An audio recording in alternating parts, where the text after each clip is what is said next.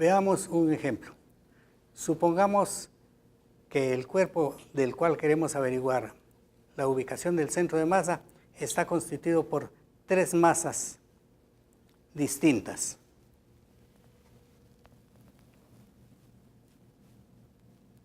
Que voy a llamar masa sub i. Y hay 3 masas diferentes, que vamos a titular 1, 2 y 3, que están en kilogramos, que valen respectivamente 3 kilogramos, 2 kilogramos y 5 kilogramos. Esas son las masas, cuyas posiciones deben ser conocidas. Posiciones que en nuestro sistema de coordenadas cartesianas vamos a dar por medio de las coordenadas x sub i, y sub i, z sub i. La masa número 1 de 3 kilogramos se encuentra en posición 1, 2, 3, que pueden estar expresadas, por ejemplo, en metros. Y la masa 2 se encuentra en ubicación menos 1, menos 3, 4. Y la masa 5 tiene como posición en X 0, en Y 2 y en Z 3. Cambiemos un poco la Z última. En Z menos 4. Lo que necesitamos con estos datos es calcular el centro de masa, que no es nada más su posición que el promedio de las posiciones dadas ponderado respecto de las masas. Y naturalmente contribuye más la masa más grande, menos la mediana y mucho menos la otra. Pero no solo las masas contribuyen, sino que también las posiciones. Y eso tenemos que resolverlo por medio del cálculo de la posición promedio ponderada respecto de la masa, donde de nuestro estudio de promedios sabemos que la X del centro de masa es igual que el promedio ponderado indicado, que se encuentra como la sumatoria de los productos X sub i, M sub i, dividido entre la sumatoria de las masas, o sea, entre la masa total. Cosa similar para la coordenada Y y lo mismo para la coordenada Z. Entonces, tenemos que calcular este primer producto, que es X sub 1 por masa sub 1 más X sub 2 por masa sub 2 más X sub 3 masa sub 3 dividido entre la masa sub 1 más la masa sub 2 más la masa sub 3. Eso podemos hacerlo directamente en una tablita aquí. Hay quienes piensan que es conveniente dibujar las posiciones de las masas. Indudablemente que para 3 objetos es relativamente sencillo. Pero ¿qué pasa si fueran 10 objetos o 100 objetos o 1000 objetos o más? El dibujo se complicaría tanto que no hay necesidad de efectuar ningún esquema. Mejor hacer el cálculo y tendríamos que calcular los productos X sub i por M sub i, que en el caso de la primera masa es 3 por 1, es 3. En el caso de la segunda masa es 2 por menos 1, es menos 2. En el caso de la tercera masa es 0. Además, para calcular necesitamos la segunda coordenada, y los productos aquí serían 3 por 2, 6. La Y sub i por M sub i sería 6 para la primera masa. Para la segunda masa sería 3 por 2, 6, menos 6. Para la tercera masa sería 2 por 5, 10.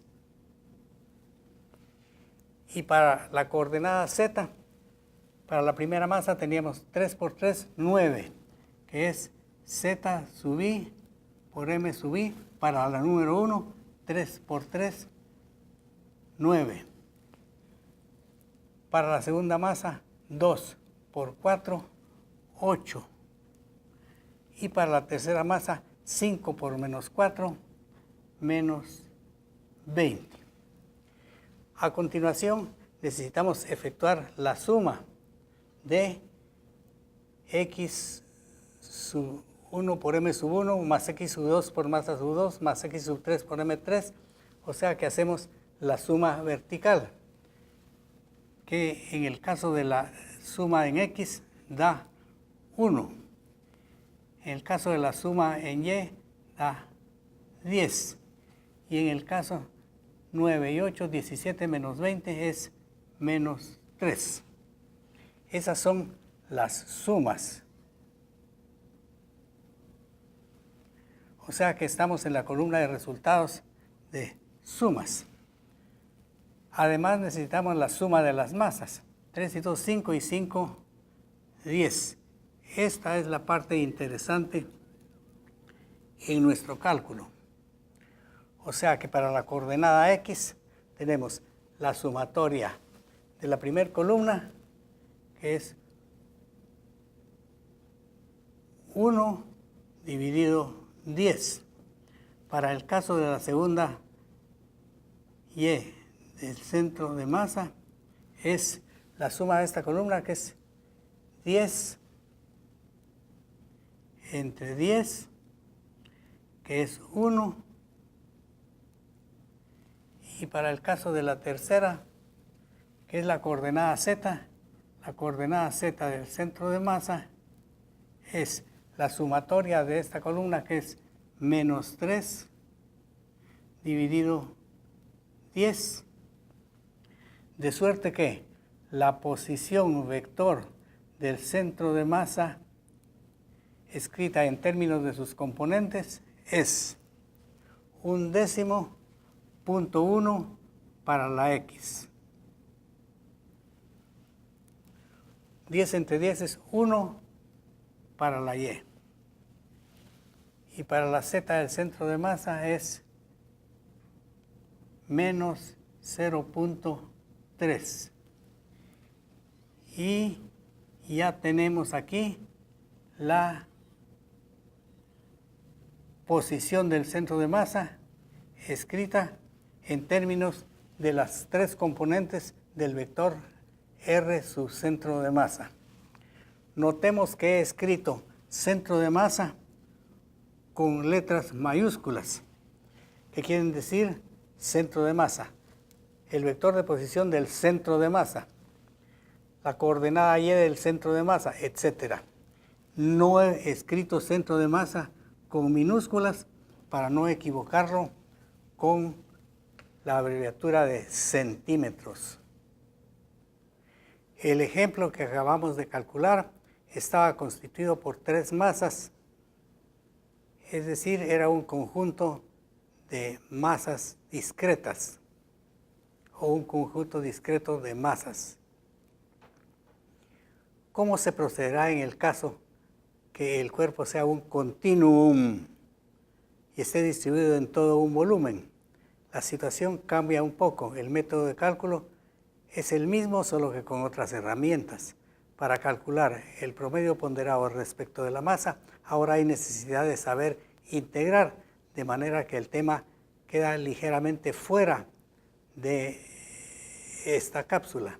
Sin embargo, he de decir que la X, la Y y la Z, coordenadas del centro de masa, se pueden calcular por las expresiones que aquí aparecen, donde la masa se ha sacado de la integral en cada uno de ellos y así se obtienen las tres coordenadas X, Y y Z subcentro de masa, que en total nos dan el vector de posición del centro de masa, con lo cual ya lo tenemos localizado. Es decir, que en el continuum se sustituyó toda la masa distribuida en el espacio por una masa puntual donde está concentrada toda la masa del continuum en esta posición que nos indica dónde está el centro de masa. Si acaso esta integral no se pudiera evaluar porque es tremendamente difícil y abstrusa la forma del objeto, entonces hay métodos experimentales que ustedes verán en su respectivo laboratorio.